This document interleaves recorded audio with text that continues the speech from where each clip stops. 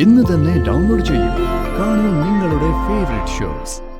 രമാദേവിയുടെയും ജയരാമന്റെയും വിവാഹ വാർഷികത്തിന് എത്താൻ കഴിയാതിരുന്ന ഇന്ദ്രപ്രസ്ഥത്തിലെ ചന്ദ്രമതി രമാദേവിയെ ഫോണിൽ വിളിക്കുന്നു.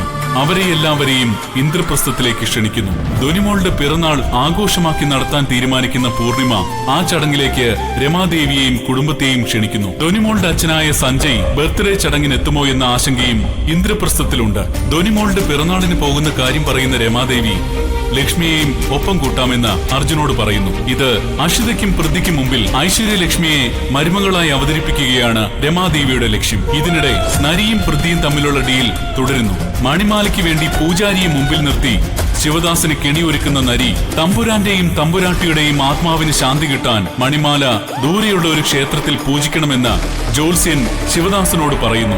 ധോനിമോളുടെ ബർത്ത്ഡേക്ക് രമാനിലയത്തിൽ നിന്നും എല്ലാവരും പോകുന്നു. രമാദേവിയുടെ എതിർപ്പ് അവഗണിച്ച് കല്യാണിയെയും സീതയെയും ചന്ദ്രലേഖയെയും ജയരാമൻ കൂട്ടുന്നു. ഇന്ദ്രപ്രസ്ഥത്തിൽ പിറന്നാൾ ആഘോഷിക്കാൻ ദുർഗ ഒഴികെ എല്ലാവരും എത്തുന്നു. എന്നാൽ പൂർണിമ ദുർഗയെയും കിരണിനെയും ക്ഷണിച്ചിരുന്നു. പരസ്പരം കണ്ട കൗതുകത്തിൽ കല്യാണിയും ദുർഗയും. കല്യാണിയോട് മഹിക്ക് പ്രണയമാണെന്ന് കിരൺ മനസ്സിലാക്കുന്നു. ദുർഗയ്ക്ക് പിന്നിൽ എന്തോ ഒരു ദുരൂഹതയുണ്ടെന്ന് കല്യാണിക്കും മനസ്സിലാവുന്നു. പിറന്നാൾ പാർട്ടിയിലെത്തുന്ന സഞ്ജയെ ആദ്യം വീട്ടിൽ കയറ്റുന്നില്ലെങ്കിലും ജയരാമന്റെ ഇടപെടൽ മൂലം തിരികെ വിളിക്കുന്നു. മണിമാലയുമായി പൂജയ്ക്കെത്തിയ ശിവദാസനും കല്യാണിയും നരിയുടെ വലയിൽ കുടുങ്ങിയെങ്കിലും ഒരു ഓപ്പറേഷന്റെ ഭാഗമായി അവിടെ എത്തിയ കിരൺ അവരെ രക്ഷിക്കുന്നു.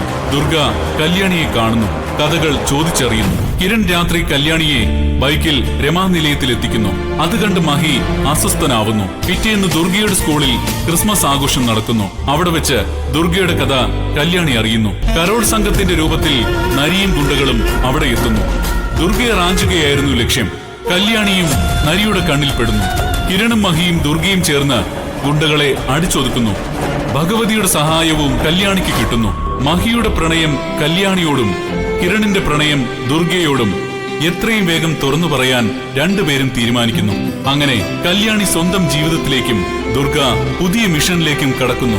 ഇനി രണ്ടുപേരും അവരവരുടെ ലോകത്ത് തുടരും.